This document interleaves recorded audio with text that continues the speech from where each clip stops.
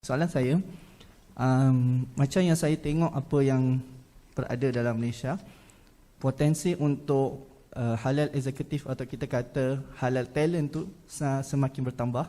So banyak orang dah masuk ke bidang halal industri, banyak graduan-graduan dah masuk ke halal industri, banyak universiti yang dah mengeluarkan kos-kos berkaitan halal industri. Dan macam apa yang saya tengok atau macam apa yang kita tengok pada dunia sekarang, 5 trilion USD tu dia punya pelopor dia adalah negara-negara yang bukan Islam. So soalan saya pada pendapat tuan, adakah mungkin satu masa nanti dalam 9 skim tu akan ada satu lagi skim untuk develop halal talent untuk dihantar ke luar negara untuk mengisi ruang-ruang kosong yang ada pada negara-negara yang belum lagi kuat dengan standard ni, dan kita adalah antara standard yang paling baik dalam dunia.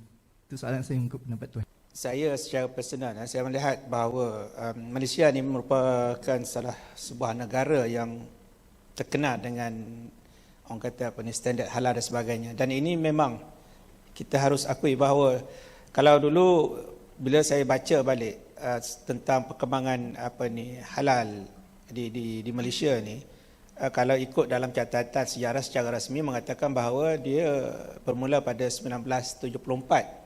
Tapi bila saya cakap dengan sifu saya, berkata terlebih awal pada tu lagi. Daripada 65 dah mula dah. Jadi kalau kita tengok dari segi usianya, dah hampir 50 tahun dah, 50 tahun lebih. Jadi 50 tahun ini, kalau manusia ini merupakan orang kata seorang yang dah matang dari segi pemikiran dan sebagainya. Jadi kita harus akui bahawa memang orang kata JAKIM yang bermula di peringkat awal. Kalau dulu belum ada nama JAKIM, dulu ni sebuah orang kata research institute di bawah hal ehwal agama di Jabatan Perdana Menteri.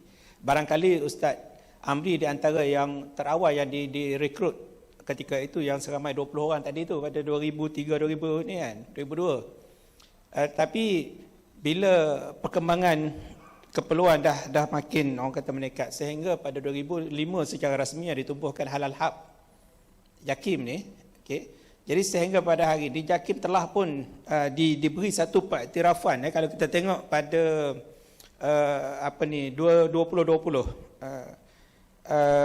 satu pengiktirafan yang dianugerahkan oleh SEMIC, iaitu OIC dan SEMIC, dan anugerah itu disampaikan oleh Setiausaha Agung, iaitu Mr. Ehsan Ovod sendiri yang bagikan pengiktirafan anugerah yang dikenali sebagai anugerah inovasi terbaik diberikan pada JAKIM.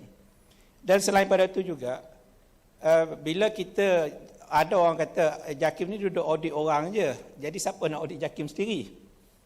Jadi adakah JAKIM ini isu integriti lah kan. Jadi kalau kita pergi audit orang dan sebagainya, tapi kita sendiri tidak diaudit, jadi ada persoalan di situ. Tapi untuk mengelakkan daripada isu itu timbul, jadi JAKIM sendiri pun telah diaudit, dan pada hari ini JAKIM telah diberi status ISO 17065 2017. Dan ini merupakan orang kata pengiktirafan antarabangsa ISO. Dia bukan lokal, dia adalah satu international organization standardization yang diberikan kepada JAKIM. Dan ini menunjukkan bahawa ia merupakan satu orang kata sistem yang standardized dan sistem yang mantap. Ini soalan yang dikemukakan oleh saudara Afi tadi, adakah perlu kita wujudkan satu standard lagi nak jadi standard yang ke-10 dan sebagainya, ataupun skim yang ke-10? Saya rasa di peringkat Malaysia Standard sendiri pun hari itu ada, dan saya pun dijemput sebagai technical orang kata viewer untuk standard ini.